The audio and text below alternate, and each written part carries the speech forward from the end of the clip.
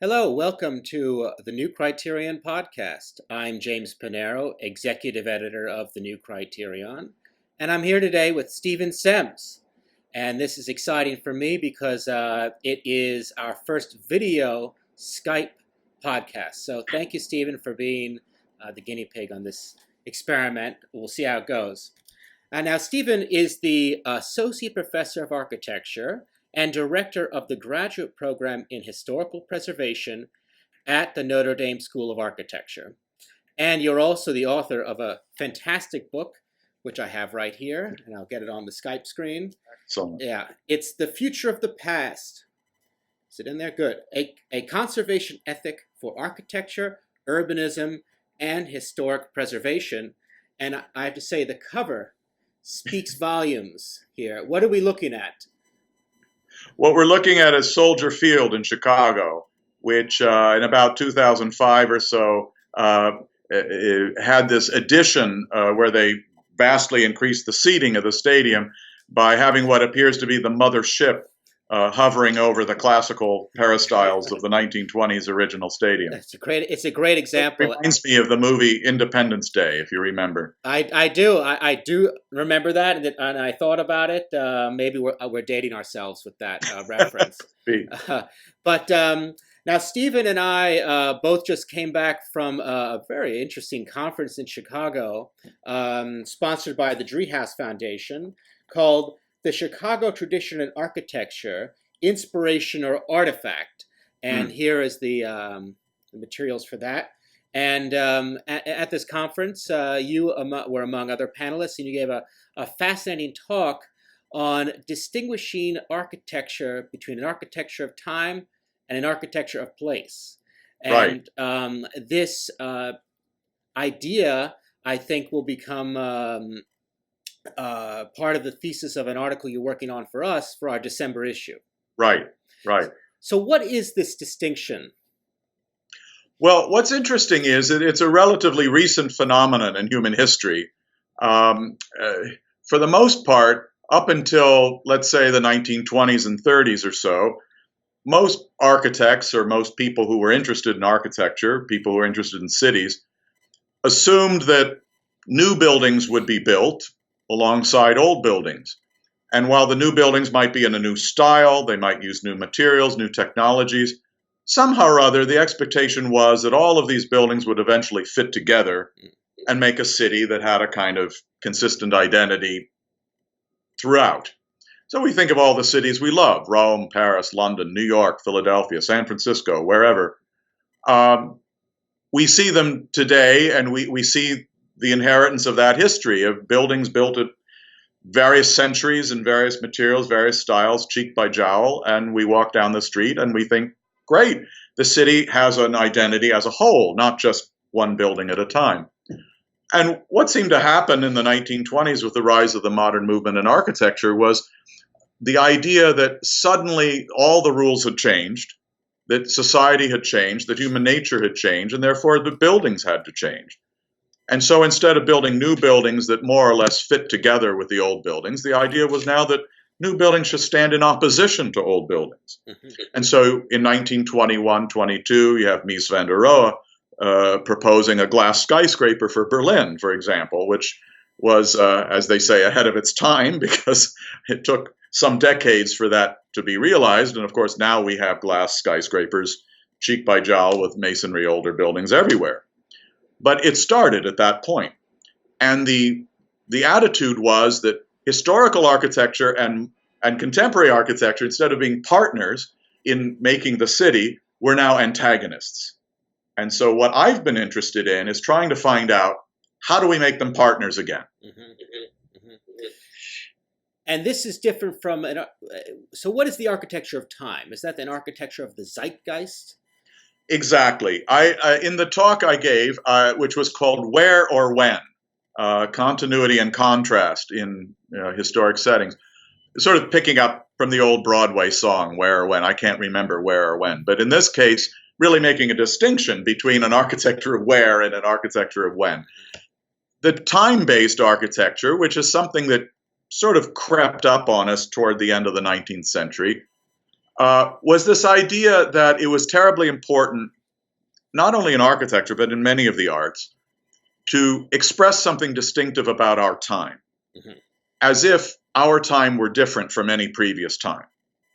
I suppose in 1450, if you'd interviewed, Alberti and Brunelleschi, they would have said, yes, we're moving into a new time. The barbarian, sort of Gothic architecture is over. We're doing something new. Someday, 200 years from now, you'll call what we're doing today the Renaissance. And, and you'll look back on it and you say, yes, they changed the game. Something similar happened in the 1920s when everybody said, what's most important is that we express the imperatives of our own age. Naturally, this comes from the philosophy of Hegel, and then further elaborated by Marx. The idea that history has a program, that history is moving towards some kind of a result. The Whig view of history, as it's called in another wonderful book. All this should be familiar to people who are interested in historiography and the philosophy of history. Of course, we all know that since 1989, at least, this idea that history is moving towards some specific endpoint has been called into question. It seems like maybe nothing is inevitable after all. Well, if nothing is inevitable after all, then we're free to choose what is the end toward which we're working. We don't have to imagine that the zeitgeist is like the weather, something that just sort of sweeps us along and we can't do anything about. So we can decide what we want the future to look like. It's not a given. And of course, architecture is not just a philosophy. We're left with very permanent buildings. Yes. And so the result of this time-based approach, one of them we see, for example, in the way expansions are put onto museums. This is a topic interesting to me in particular, that if you're expanding a museum, let's say the Harvard Art Museum, or let's say the Morgan Library here in New York, or the Frick, let's say, which was done in many phases, in fact. Yes. In the Frick example, in the past, you had somewhat different styles go in at different times, but it creates a harmonious whole that I don't think anyone would be able, who wasn't an architect, to pick apart what was what. In the case of contemporary expansions, let's say piano at the Morgan Library, the point of the architecture is to make a distinction between the historical and the new. And the new stands, as you say, in opposition to the old. That's right. So why is that? Why is there this need, even hostility, as I see it, to the past and the need to assert the present? Well, of course, that's a very difficult question to answer simply. Obviously, that has a lot to do with cultural trends that have been going on for at least a century. So we would have to ask ourselves, why is it that architects especially, probably more than any other discipline, I think, this exists in other art forms. People in the academic field of music might have similar ideas about what music today should be and how it should be different from music of previous times. But to my knowledge, there is no other discipline where this has had such a determined effect on contemporary production as in architecture. Architects seem absolutely convinced that as we move forward in time, we must invent a new architecture every decade or so. And that was another one of the points of my talk. The time-based view of architecture says that 2015 has to look different than 1915, which has to look different from 1815 or 15 BC, let's say. And that any building that sort of resembled something that we've seen before is in some way out of time. It's anachronistic. And worse than that, it's seen as, frankly, not being architecture. So if you were to design an addition to a Georgian Revival museum, which might have been started out with an actual Georgian late 18th century building, had a 19th or 20th century Georgian Revival edition, and then you came along in the 1960s or in 2015 and you added another wing in the same style, you would be denounced as creating false history. The underlying assumption of that being that history has this kind of program and you have to be with that program. It's very convenient for the people who are kind of the stars of the architectural avant-garde from a marketing point of view. Because if you can say, I am riding the crest of history, then that's a great marketing strategy for your firm. Renzo Piano, for example, answering the question, well, what do you say to people who were opposed to your skyscraper in Torino, in Italy, announced, well, I would say they're afraid of the future. Now, that's a wonderful marketing strategy if you can say that my designs in the future are, by definition, the same thing. And so it's hard to argue with that unless you just say, well, wait a minute, I'm not sure I go along with this idea that history leads inevitably to your work. What's interesting to me is that, we had coming out of the 1950s and 60s, we had in the late 60s and 70s a preservationist movement, a turn back to 19th century forms, and then into the 1980s, postmodernism. One of the talks we heard at the Driehaus Symposium was Thomas Beebe discussing the Harold Washington Library, which is from 1991, I believe, in Chicago, and certainly drawing on many older forms in Chicago into what might be considered a postmodern building. I'm not sure he would consider it one. And you mentioned also the sense that there is not a historical determinism with the fall of communism, and it kind of played into that time frame. Yet, today, it seems to me that those modes of thinking are out again, and a new determinism is in, so that you get these buildings like the piano buildings that relate to nothing but themselves, or Gary, and internationally all look kind of the same to each other, but don't relate to anything in particular, certainly not to place. So what happened to the whole ethic of preservation and the revival of older forms? Well, one possible way of thinking about that is that the people who are very into being with the zeitgeist have a very selective idea about what the zeitgeist might be. Instead of saying, well, the zeitgeist, it's certainly in most historiographic sources, let's say, is something that is only knowable retrospectively. You could look back on the 18th century and say, well, it appears that this was a dominant theme of what people were thinking and doing. What gets a little bit dicey is when you say, I know what it is now, and I know where it's going next. And it's me. And it's me. Or it's not you. That's also important, is to say who it's not, right? Right. So the idea that the zeitgeist becomes a kind of qualification, if you're with me, you're with the zeitgeist. So Renzo Piano and half a dozen other architects that we could name sort of constitute this sort of committee that decides who's qualified to bear the zeitgeist and who isn't. Now, if you think about the zeitgeist actually having some relationship to what actually happens, as opposed to some kind of theoretical idea, you would have to say, well, historic preservation was part of the zeitgeist, that postmodernism was part of the zeitgeist, that resistance to the architectural avant-garde is also part of the zeitgeist. I kind of think, I'm kind of agnostic on the question of whether there is a zeitgeist, but I kind of feel like if there is one, it's probably contradictory. Because sort of in a Newtonian sense, for any kind of action, you see kind of an equal and opposite reaction. So we have, in the present day, we have an avant-garde architecture that is all about making things that are totally unprecedented, that we've never seen before. We also have, I would say, the majority of architects and the majority of clients for architecture preferring an architecture that actually does look like something we've seen before and that can create a city where new buildings can join old buildings, not imitating them precisely, but join with them in a way that creates something coherent. So if you have both of these things happening at the same time, then our zeitgeist is plural.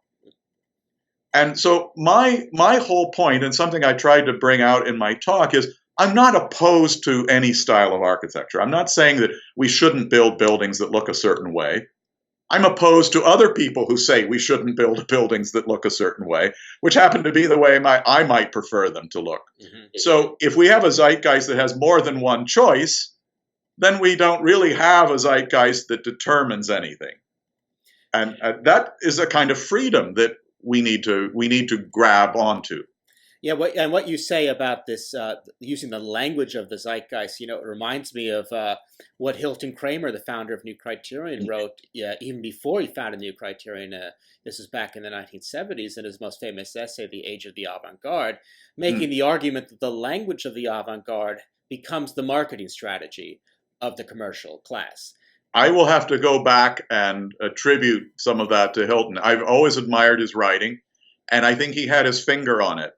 I tried to make allude to this in my talk that after the Berlin Wall, the zeitgeist was no longer determined or defined by, let's call it, a progressive social agenda. The idea that the zeitgeist was about, liberating the working class or what have you. At a certain point, it became clear that now the zeitgeist is about whatever sells products. Mm-hmm. And architecture has become a product. And so if you are, the head of Prada and you're hiring an architect, you want to hire somebody who's going to have sort of a Prada sensibility, right? Because you don't want to build an Armani building if you're Prada.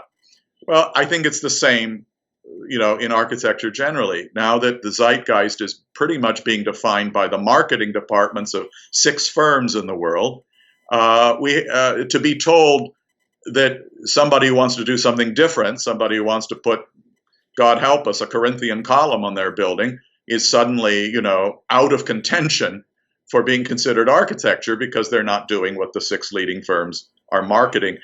This is the situation we're in now. And so the way to break out of it, I suggested in my talk, is let's forget about time altogether. Let's focus on place, because place is something we can all understand. And place isn't being defined for us by other people. Places are supported by communities.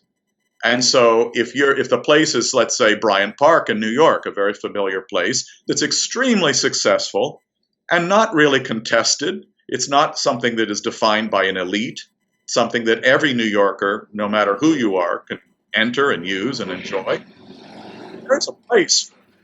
Now, what kind of architecture, both within and around Bryant Park, supports that, and what might be less supportive of that? That then becomes the question. Mm-hmm.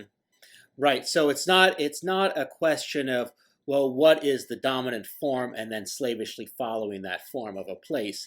It's more of a holistic or a humanistic question, it sounds like. I would say it has a lot to do with what in architecture a word we used to use a lot, stopped using for a long time, and I've been trying to get back, and that's the word character. A place has character. In ancient times, in say, ancient Rome, they had this idea of genius loci, a Latin term meaning the spirit of a place. Now, being polytheists, the Romans took that literally. They thought that there really was a spirit who, guarded that bridge or that forest or that village or whatever, any place. And you would have to make a little sacrifice to that spirit to make sure you crossed the bridge safely and so on. Well, we're not polytheists, most of us nowadays, but I think the idea that places have individual identities is still very strong, which is why people pay millions and millions of dollars every year to visit places that do have character. There are lots of nice towns in America, but, without offending anyone, I hope, millions of people don't flock to, suburban Houston or suburban New Jersey to see it. But people who live in those places will do whatever they can to go to Venice or Paris for a week or Rome or wherever you like, because they want to see a place that has that kind of character. And that kind of character isn't something you create overnight. You don't have a team of architects sit down and say, okay, we're going to build a place out in the middle of nowhere and it's going to have this great character. Character is something that's conferred on a place, as it is on a person, by life experience. And so all the places we love most, New York, Paris, take your pick, have character because they have lived a long time and had really interesting lives. And architecturally as well as historically. So talking about city character, one concern of yours I remember you talking about is what's happening in Paris right now with Infill. So What is Infill? What specifically is happening there? Well, infill is just the ongoing process of filling gaps in a city or A building can no longer support itself. It's taken down, and a new building replaces it. This is something that's natural in the life of every city. I mean, I want to make it clear that I'm not one of those people in preservation. I think actually there are very few who think that the goal of preservation is to arrest change. I think most preservations would agree that it's about managing the kind of change that a city undergoes, especially one that is loved. If you have a city that the whole world recognizes the most beautiful, let's say Paris, then the kind of changes that you introduce become an issue. Nobody thinks that Paris should not have new buildings. But the question becomes, what kind of new buildings would be appropriate in Paris? I suggested that the appropriate is something that is both fitting and exemplary, meaning that it takes its place alongside what's already there without sort of fighting against it. And it's exemplary in the sense that it sets an example for what might come later. So the idea of building a triangular, a high-rise tower, whose surfaces are all mostly glass, doesn't seem to be an appropriate thing to add to Paris. If you think of a city as being like an art collection or an ecosystem, maybe is even a better example, the things that you introduce into it are terribly important. Let's say you have an art collection of Dutch masters and you decide to add an Andy Warhol to it. Now, without making a judgment as to whether we like Andy Warhol or not, most people would probably think it doesn't fit in with a collection of Dutch masters. If you have an ecosystem of a rainforest, then, planting cactus probably isn't, the best thing. So if we think about cities that way, as things to be curated that grow and change, but in particular ways, then we could ask what kinds of buildings should be added to Paris. Well, maybe Paris should have new Parisian buildings added. New York is a little more difficult because there are more different kinds of buildings that we associate with New York. I don't think anybody would say there shouldn't be skyscrapers in New York, but we could certainly ask what kind of skyscrapers. The Empire State Building, the Chrysler are very different from the latest generation of these sort of pencil-thin glass containers, which are a very different kind of thing. So that's really the question I would ask about cities. That's a good point. You bring up those Billionaires Road, the developments of 57th Street, which is only in the middle of its construction phase right now and will radically transform the New York skyline with these pencil buildings. They're, I think, vastly unpopular. I can't think of mostly anybody who likes them. But as you say, it is not really talked about, or it's right. Retrospectively, we can complain about it, but there's no kind of holistic thinking about, well, what is the city how do we want it to look? Now, one question I have, we are in Chicago for this wonderful Treehouse Symposium, and the symposium itself was occasioned by Chicago's first architecture biennial, which was taking place throughout the city, and the Treehouse people decided to have the symposium timed to that. Did you take a look at the biennial?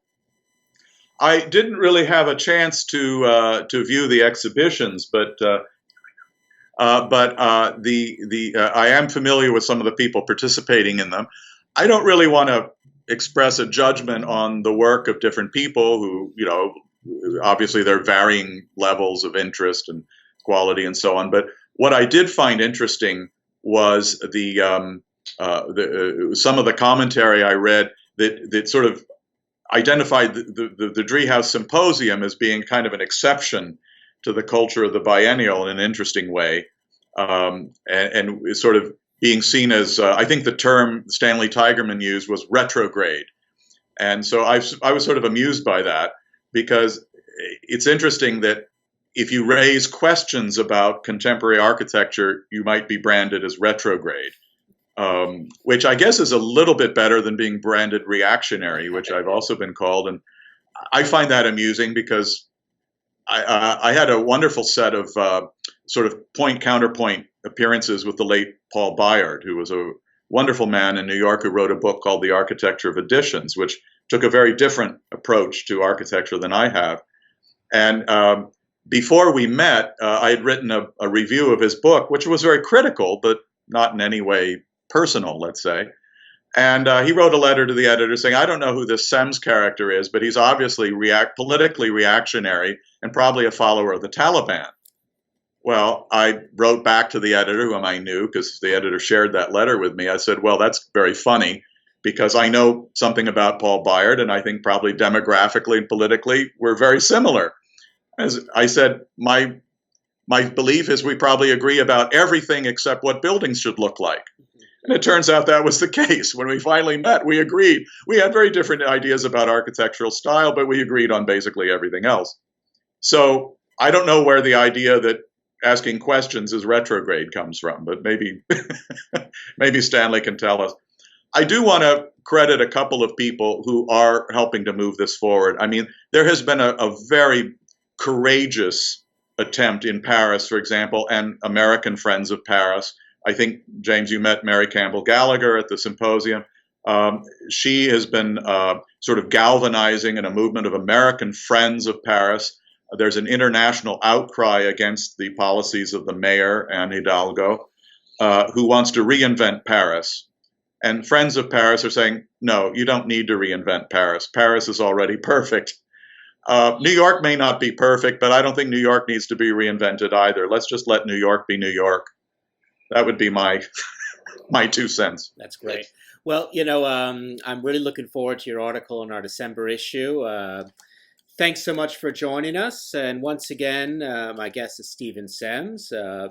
And his book, one more time, is The Future of the Past, a terrific book from Norton. Here it is again. Thanks for joining us.